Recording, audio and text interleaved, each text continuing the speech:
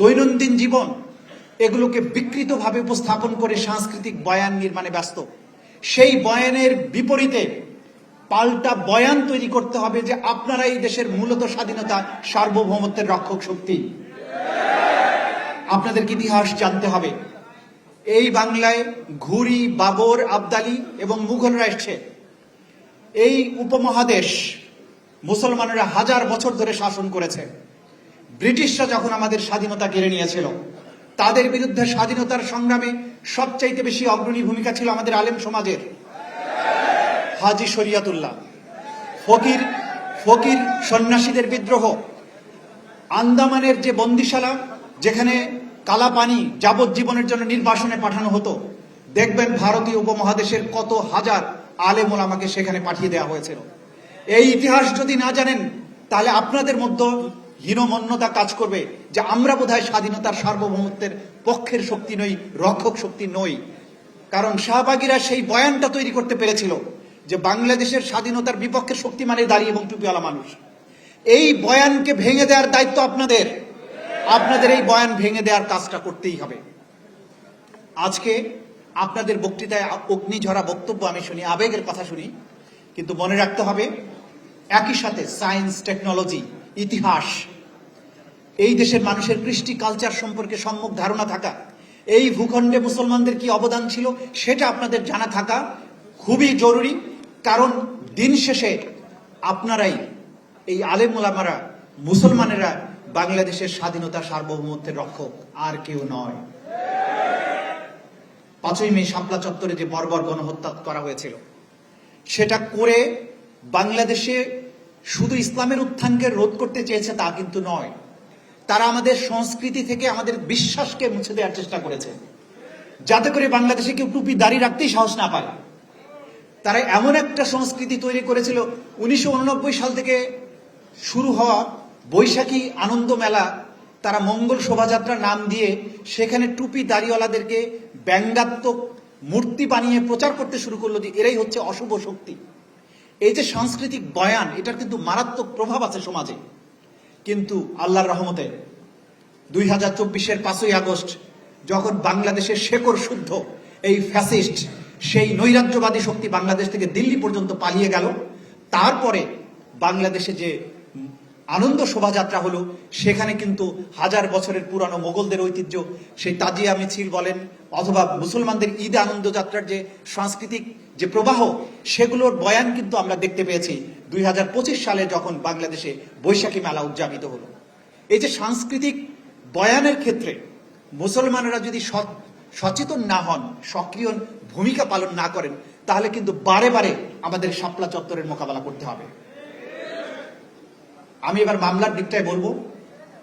শাপলা চত্বরে যত শহীদ হয়েছিলেন, এই ঘটনা যে একটা ক্রাইমস এগেনস্ট হিউম্যানিটি, মানবতার বিরুদ্ধে অপরাধ ছিল, সেইটা প্রথম আমরাই আইডেন্টিফাই করে 15 জনের বিরুদ্ধে, শেখ হাসিনা, তার আইজিপি, বিডিআর এর প্রধান সহ 15 জনের বিরুদ্ধে প্রথম গ্রেপ্তারি পরোয়ানা জারি করেছিলাম আমার সময়ে আন্তর্জাতিক অপরাধ ট্রাইব্যুনালের মাধ্যমে। যে মামলা এখন বিচারাধীন আছে, তদন্তাধীন আছে। আমরা আশা করছি খুব শীঘ্রই হয়তো হেফাজতে ইসলামের এই 5ই মের যে গণহত্যা বা মানবতা বিরোধী অপরাধ, সেই মামলার তদন্ত রিপোর্ট দাখিল হবে। কিন্তু যেটা আপনাদেরকে করতে হবে, হাজার হাজার মানুষ সেদিন ভিক্টিমাইজ হয়েছিলেন।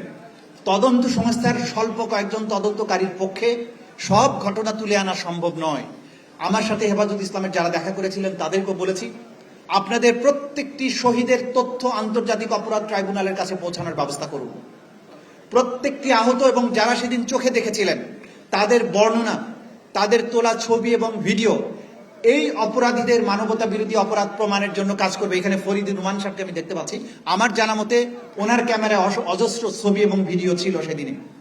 সেদিন যে সমস্ত মিডিয়া কর্মীরা ভিডিও তুলেছিলেন, ছবি তুলেছিলেন, আপনারা নিজেদের মোবাইল ফোনে যে সমস্ত ভিডিও ধারণ করেছিলেন, সেগুলো সব আন্তর্জাতিক অপরাধ ট্রাইব্যুনালের তদন্ত সংস্থার কাছে জমা দিন।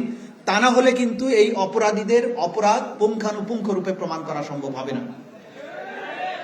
এই ভিডিও ডকুমেন্টারি তৈরি করে এইটাকে একটা স্ট্যান্ডার্ডের মধ্যে ফেলে এগুলো সারা জীবনের জন্য সোশ্যাল মিডিয়ায়, বিভিন্ন মিডিয়াতে আপনারা সংরক্ষণ করুন, প্রচার করুন, যাতে ইতিহাসের এই স্বর্ণোজ্জ্বল অধ্যায়টি আগামী প্রজন্মের জন্য লিপিবদ্ধ হয়ে থাকে, যদি কেউ আবারও বাংলাদেশের স্বাধীনতা সার্বভৌমত্ব নিয়ে, মুসলমানদের আকিদা বিশ্বাস নিয়ে এরকম ধৃষ্টতা দেখানোর চেষ্টা করে, সেদিন রুখে দাঁড়ানোর জন্য আবারও শাপলার শহীদদের মতো আবার জনতা জেগে উঠবে।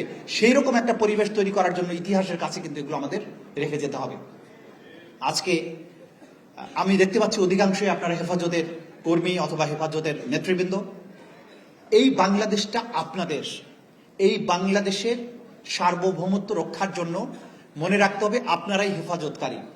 সেই ক্ষেত্রে এই দেশের মানুষের বিশ্বাসকে ধারণ করা, ভিন্ন মত, ভিন্ন ধর্ম, ভিন্ন সংস্কৃতিকে একসাথে ইনক্লুসিভভাবে নিয়ে এই বাংলাদেশটা আমাদের যারা জনগোষ্ঠী আছে প্রত্যেকের জন্য বসবাসযোগ্য একটা বাংলাদেশ যাতে হয়।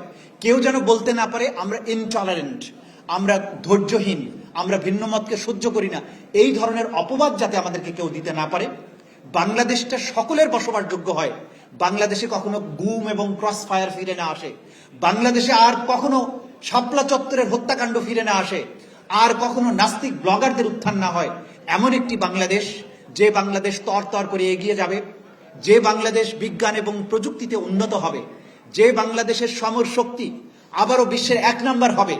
আমাদের সায়েন্স, টেকনোলজি, আমাদের এডুকেশন, আমাদের সংস্কৃতি, আমাদের বাণিজ্য সবকিছু এমন বিশ্ব স্ট্যান্ডার্ডের হবে, যখন যে একসময় ইংরেজ, ফরাসি, ডাচ যারা বাংলার সম্পদের জন্য, শিক্ষার জন্য, সংস্কৃতির জন্য, স্থাপত্য কলার জন্য বাংলাদেশে আসতো, আবার এই বাংলায় দুনিয়ার মানুষ যাতে ফিরে আসে এবং গর্ব করার মতো একটা বাংলাদেশ তৈরি করতে হবে। সেই বাংলাদেশ আপনারাই তৈরি করবেন।